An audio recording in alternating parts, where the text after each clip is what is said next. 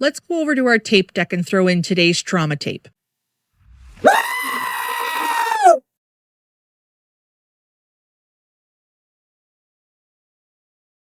I have the immense privilege of hearing a first-hand account of navigating trauma, and I'm so honored that our first guest was willing to come on the show and share with us today. Here's the interview that I did with Laura. So for the very first lived experience interview segment that we've got for the podcast, I am lucky enough to be joined by a lovely lady by the name of Laura, who has agreed to come on and talk to us about her lived experience with trauma, and hopefully share a little bit about what she's gone through, what's worked for her, what hasn't worked for her, and hopefully to really bring you guys a sense of, oh, I'm not the only one. There is something that I can do about this, even though I didn't think there ever would be one. So, Laura, I want to thank you very much for agreeing to be on the show. Super excited for us to get started. How are you feeling today? I'm feeling great. And I just wanted to say thank you for inviting me to be on the show. I love talking about mental health, helping to break the stigma. It's one of my passions. So thank you. Amazing. So do you want to tell us a little bit about who you are outside of this experience? So first and foremost, my most proud thing that I am is a mother. I'm also a trauma-informed life coach and an author of a book that I published last year. I help my clients get through the traumas that they've experienced and give them some tools and resources. I've found anyway in my time in mental health, it's the ones who've lived it who end up being the best guides for others to help get through it. To help others find that too. So that's wonderful. I'm so glad to hear that. What motivated you to want to share your story on this podcast? What was it that motivated you to want to go, no, let me talk about my story instead of the voiceover work I was asking about? You're going to laugh, but the fact that it was called Trauma Llama, I thought that was hilarious, but also very poignant and very relatable. One of the working titles for my book was actually Fuck Trauma. So trauma in and of itself is not a fun thing to talk about, but the fact that you made it fun, the Trauma Llama, and kind of catchy rhyming title, I was like, yeah, I got to be on that podcast. So that was it, honestly. And obviously because I want to help to break the stigma surrounding mental health and talk about it openly, like, you know. Let's not be ashamed to talk about it. Let's not be too serious to talk about it, right? Because it's when we give anything that feeling of it's just a cool thing to talk about, it's not this big mysterious thing, or it's not this taboo thing we should talk about. You kind of take that power away from that thing, right? From being able to actually take back the control. Yeah. Exactly.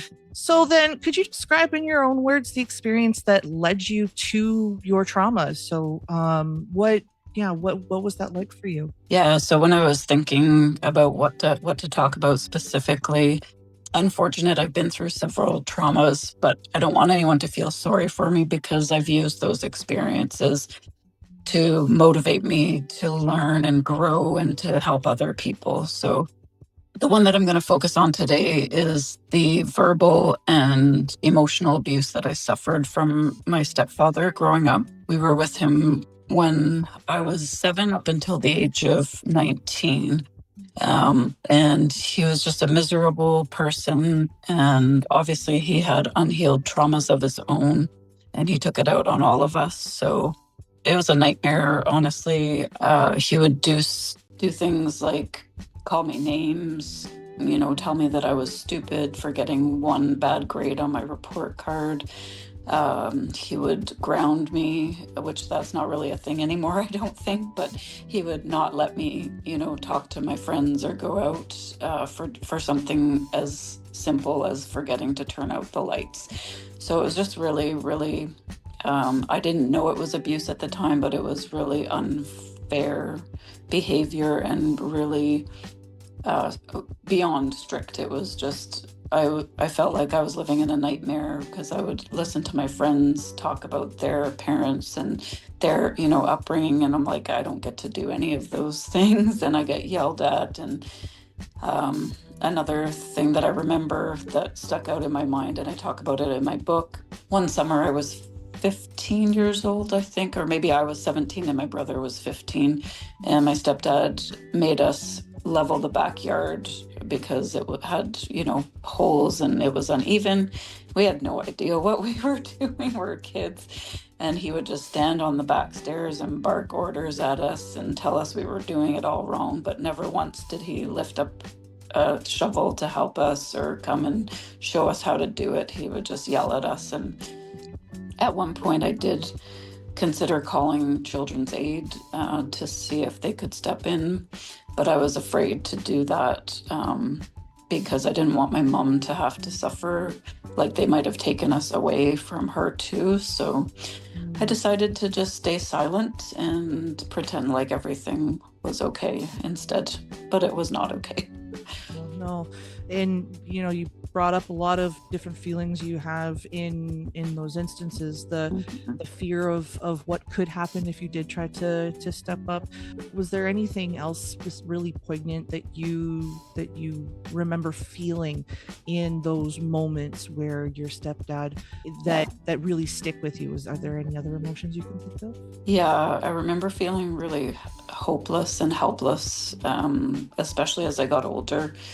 I remember feeling at the age of 12, I felt just so hopeless, and I actually made a pact with my best friend that it was a suicide pact, that we had a plan, and she was miserable at home as well. And I can't believe it now that I actually had a suicide pact with my friend at the age of 12, but I just felt that hopeless and that stuck, that I couldn't get free from this situation. And I actually threatened suicide at school when I was 13, and thank God somebody was there to stop me. The social worker from the school was there, and he pulled me aside and took the time to find out what was going on and why I was feeling this way.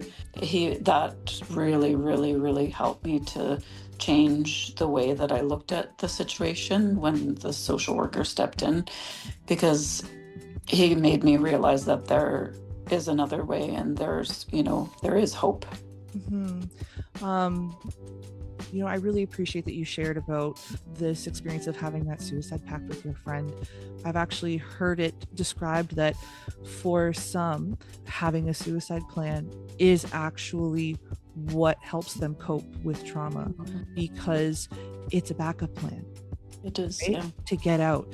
If all else fails and there is no other way you can protect yourself or keep yourself safe, get the things that you need, you have a backup plan. So I can see how that might have been a comforting thing for you and your friend at that age. And so for me, when I learned that, it totally changed the way that I look at suicidal ideation, especially in people who've had trauma, and what that can really mean for somebody. So thank you for sharing that. I really appreciate that. So given the way that you were treated by your stepfather, or how did you find that this initially impacted your life, in the way that you tried to handle things and the way that you then progressed into adulthood? Yeah, it had a massive impact on how I lived my life for the longest time. So what I ended up doing was I became a perfectionist. I thought that if I was good enough and that if I behaved perfectly and I was a straight A student and I was a perfect daughter, that he wouldn't yell at me anymore, and we could have a good relationship as a father figure.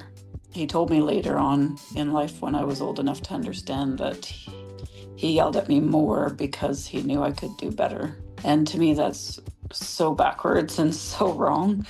But in his mind, he took out a lot of his anger and whatever feelings he had on me more than my siblings, because I had the most potential. And And I was like so shocked when I learned that, like, oh man, I should have just given up then. Oh, how interesting then that all you wanted to be was good enough. Yep. But for your stepfather, it's like, was there a good enough? Was there ever a good enough? No. There was always something wrong with, like I mentioned before, I had, A's and B's on my report card, but if there was one C, he would point out that one C. And so, yeah, I don't think there would have ever been good enough. So when you came to the age where you could move out, get away from all of this, what was that experience like for you? It was difficult, but also really freeing. So my mom actually finally decided to leave when I was 18, turning 19. Yeah, so we left finally, and at first it felt so amazing and freeing because my mom was the good parent, if so to speak, and the one that was rational, and I was allowed to date and bring my boyfriend over.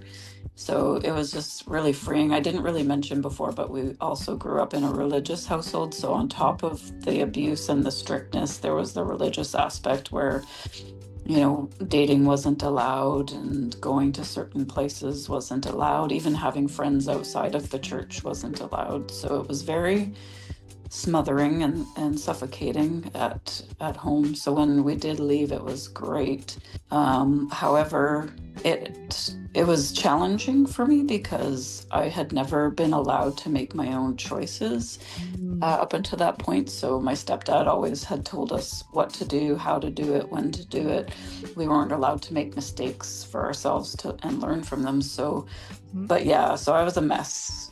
Needless to say, like I had low self-esteem. I didn't know how to make decisions for myself. I felt very, even though I'm not an introvert, I felt like an introvert because I was scared to even speak my mind to people for fear of how they would react. So it took a while, but that's how it felt at first, for sure.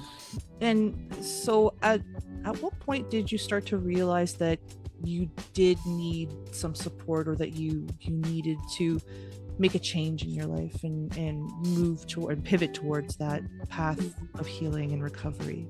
Yeah, so unfortunately, 6 months after we left my stepfather and started our new life, my mom passed away in a car accident. And in that moment, when my mom was on life support and we had to make the tough decision to let her go, I promised her that we would be okay and that I would do my best to make her proud and that kind of thing. So that's the turning point. That was the turning point for me.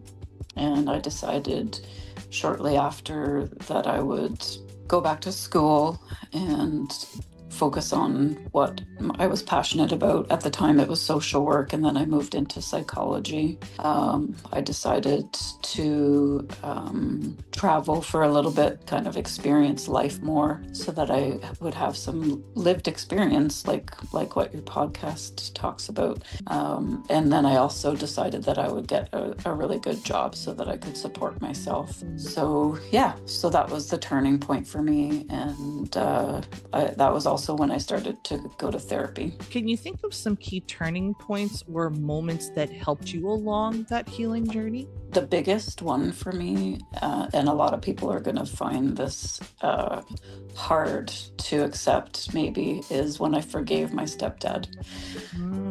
He was already passed away. He died 6 months after my mom. I really had to sit and think about the effects that the impact that he had on my life. Forgiveness is not for them, it's for you. It's for you. Absolutely. Yeah. And when I realized that, because the Bible, which I grew up with, teaches you kind of the opposite, and I was like, that doesn't resonate with me, but this did, that forgiveness is for me. And if I can let this go, then I can finally move forward with my life. It took time and a lot of angry feelings that I allowed myself to feel and some journaling. But I was finally able to let it go by picturing my stepdad as a little boy. Like, what must he have had to endure to become such a mean, angry person? Picturing him like a little boy, it's hard to stay angry at a kid, right? So that really helped me to be able to forgive him and let everything go that had happened. That was a huge turning point for me. What resources, people, or practices did you find to be most helpful for you in processing and moving forward? In terms of resources, I learned a lot actually during my university experience because I took psychology. So learning about the different types of therapies and learning about the different types of disorders that people can have, because I could understand better why people do the things they do, and it helped me understand why I did the things I did too.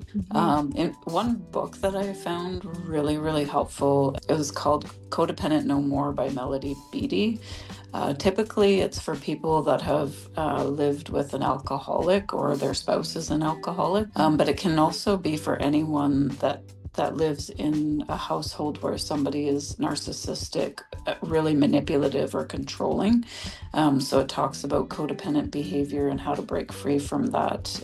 I really saw myself in that book. You mentioned something, about therapy and how you had multiple therapists. Yes.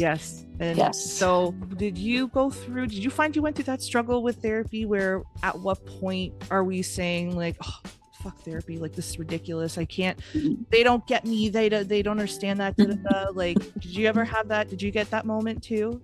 Yeah. So my first therapist, my dad was trying to be really helpful because it was right after my mom passed away, and he knew of a therapist that was a family friend, and so he offered to see my brother and I.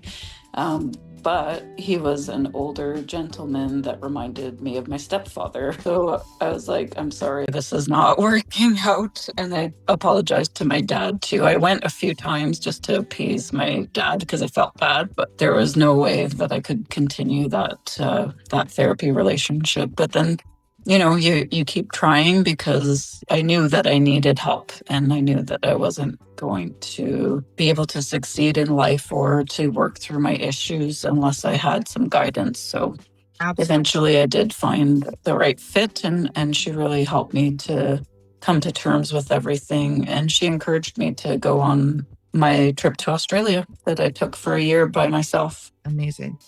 So in all of this, what have you learned about yourself? So much. I wrote a whole book about it, but yes. I can try to focus in on the main points. I learned that I'm not my past, and I get to decide my future. It doesn't control me anymore. I have the power to make things better. A lot of people get stuck in this mindset that they're the victim and all these bad things happened to me, which is true. I couldn't control the situation, but you don't need to stay stuck. So I decided, it's crazy, but even when I was 11 years old, I don't want to be like the rest of my family. You are the author of the new chapter or the new book that happens after your abuse. And that's what I did. So I learned that the hard way, and I'm hoping that not everyone has to do that. Yep. I have my saying, victims, if you stay in that victim mindset, you stall and you fall. Survivors, they rise and they thrive. They do. Yeah. So it's a matter of stepping out of that victim mindset and realizing, oh, I still have, the ability to do some stuff in this. Like I can still take control back. What would you say the words healing and or recovery mean to you? To me, healing really means that I no longer subscribe to the messages that I had ingrained in me in childhood. So I questioned everything, and that was really healing for me because I was able to love and accept me for who I am instead of who what my upbringing told me that I should be. I always wanted to fit in, but I knew that I was different in a lot of ways. It doesn't mean that it's bad or wrong. It just means that I'm different, and I should love and accept myself for who I am.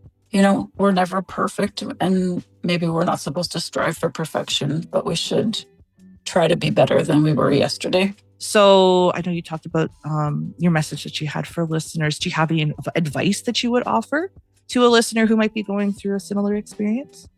One thing I can't stress enough is that you are not alone.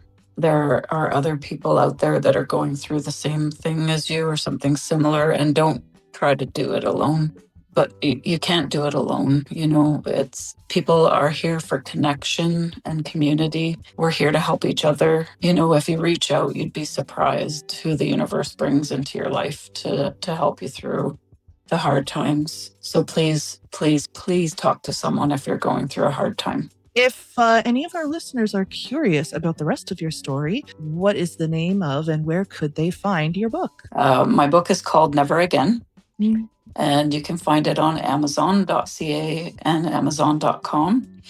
Again, we'll put a link down in the show notes so that if anybody is interested, they are just one click away. That's fantastic. Is there anything else that you feel like you want to share with the audience before we wrap up today? Mostly just don't let your trauma keep you down.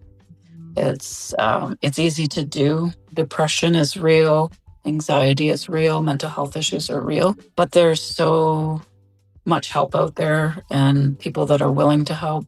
People like Stephanie as a mental health nurse, myself as a life coach and empath. We create safe spaces for people to come and talk because we don't want you to go through this alone. We will sit there with you through the darkness and hold your hand, and you would be amazed at how much having one person just sit there and listen to you can do. And so that's what I want to leave you with today. Laura, I want to thank you again so much for sharing your story with us today. Your honesty and vulnerability are truly a gift. It's so important for people to hear these stories, to know they're not alone in their struggles, and to see that healing is possible. For our listeners who were moved by Laura's journey and want to learn more, you can check out her personal website and find links where you can also purchase her book in our description below.